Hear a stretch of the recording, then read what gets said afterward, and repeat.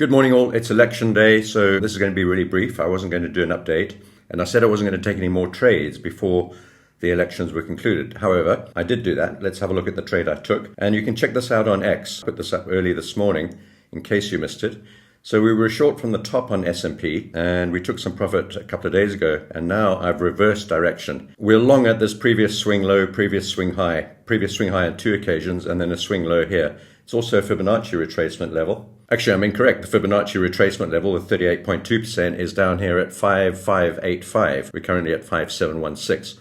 However, here's the 50-period moving average on the day chart on the S&P. We've bounced off there 2 days in a row now. First of all with an inverse hammer candle and then a small doji candle. Today is also forming a little spike low. My plan is to either hedge this immediately on a daily close beneath this current level, or hold on to this trade and add some more down here at the next level, down at this fib level that I pointed out, and the 100-period moving average. I haven't quite decided yet on that approach. We have a small position, so I'm flexible either way. And I think that's about it, folks. Everything else looks a little iffy, except maybe the German 40, but I do expect that the dollar will probably fall off and therefore the euro pick up some strength. That might push this one down. We are at the 50-day moving average on the German 40, but we're above the support zone somewhere down here at around 18,800 to 19,200, this sort of region over here. So I think we'll wait that one out. I think one's enough for today, considering it is election day. Anything could happen, but a lot of people are talking about the Trump trades in energy and stocks and some of the bond markets and so on, and looking for opportunities. And energies, of course, maybe up and down on gas and oil, depending on who wins, and if it is Trump, maybe natural gas up and WTI and Brent crude down. Those are the sorts of lines that we're thinking along right now, and everyone's sort of jostling for position ahead of this election outcome, which may not be revealed today, of course, and probably not. In fact, I think we might have to take a couple of days. Right, across to currencies, we're still short on the dollar, basically, long on the euro, long on the pound, short on the dollar yen. And if you look at yesterday's price movement on the dollar index at this resistance level, bearing in mind the overall pictures and squiggles and doodles that I've got drawn in here, we seem to be following the red path so far. Yesterday's bearish engulfing candle with a tweezer, almost a tweezer top, indicates that this might carry on moving down, thereby pushing up the euro and the pound, the dollar yen down, and potentially the stock market's up. The dollar and the stock market are inversely correlated. Right, going across to gold and Bitcoin. No trades on gold yet, no trades on silver yet. I still think we could pull back down into around about the $30 level on silver, for those who keep on asking me about silver. I still think this is more likely than not, this sort of path, down into the trend line and all these order blocks and moving averages down below us. So don't rush into silver too readily.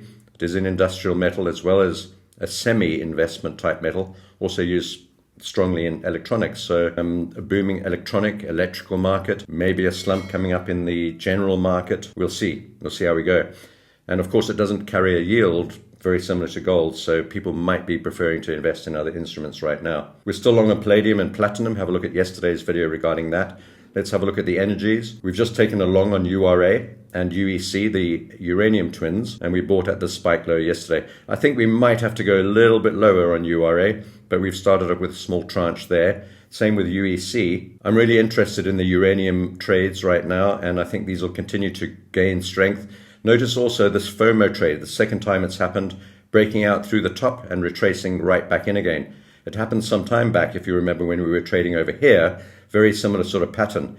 We formed this big FOMO rally up, consolidation, and quite a sharp drop down. So we had the big rally up, not much of a consolidation, and we've had that sharp drop down already on UEC, so maybe that's the bottom. If not, we'll add some more a bit lower down, and the same on URA. Notice once again this FOMO trade, gap up and shove down. If you remember the last time this happened, if you were trading this around about here, gap up, not quite a gap, actually there was a gap, little gap up, and then smash down again, quite far down on that occasion. Let's see what happens now. So we have a small tranche long on URA and UEC, and perhaps maybe the main favorite energy plays at the moment. We're also short on Brent crude.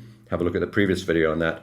And then natural gas, I did a long video on that, 2 videos yesterday, in fact, on natural gas. So we're still long. Target about 3.2 to 4.2. And the reasons for that are built into the forward months and the futures and the season and the general idea that we might see a bit of a bump in natural gas depending on the election outcome. Same with WTI. I think if the election outcome goes towards the Republicans, we should see WTI slump down quite a lot, down to mid-60s, low 60s, and then into the 50s. We'll continue to add on to rallies in WTI, going across to some of these other ones, waiting for the dollar rand to get back up into this blob over here. You can have a look at the last video. This is just sort of a recap on everything today, so I will link that one at the end of this one. We'll trade the pound rand in tandem with the dollar rand if we get the opportunity to sell up there. We have no positions on the VIX. We got in long at 16, out at 21.5. We're flat on that for now, and we're also long on TLT. TLT has been disappointing and a little bit confusing for the bond market. Bonds and bond yields, a little bit strange right now. Everyone's expecting this to move that way and not slump back down into the range. However, we still think this is a good opportunity. We might have to test this trend line one more time, and that could take us right back down to the bottom here to form a double bottom. Don't know if that's going to happen or if that's more likely. No idea. This election cycle will begin to reveal some of these things as we go along. And then finally, some of the softs and grains. Nothing has changed since yesterday. We're still long on sugar, soya, wheat, nothing on cocoa, waiting for a move back up into this area here. Once again, I did some more detail on this in the last video, looking for a move back to either the underside of this upward sloping part of the triangle or to the underside of the downward sloping part of the triangle, but somewhere into that corner, something like that. No trades on that at the moment, but we are long on corn and on cotton, short on orange juice. Good day yesterday for the orange juice shorts. This is taking its time too, and I expected this to move down more rapidly than it has. We're consolidating at the top here, trying to form a top. I don't know if it's going to, but we are short. There's our red entry arrow. Folks, have a great trading day. It's election day. If you haven't voted, I shouldn't be saying this. I'm not even American. If you haven't voted, get out and vote.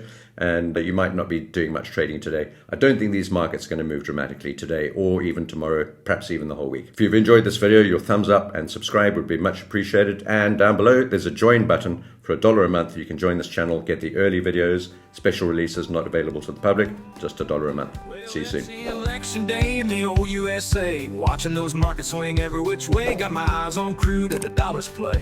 A trader's life ain't ever easy, no way, no way. Stocks in the balance, futures running high, crypto's dancing underneath the sky. If red takes the lead, oil's gonna pump, but if blue wins big, so stocks might jump. It's a wild, wild ride, election night, holding steady as the polls get tight. Energy, crypto, Forex.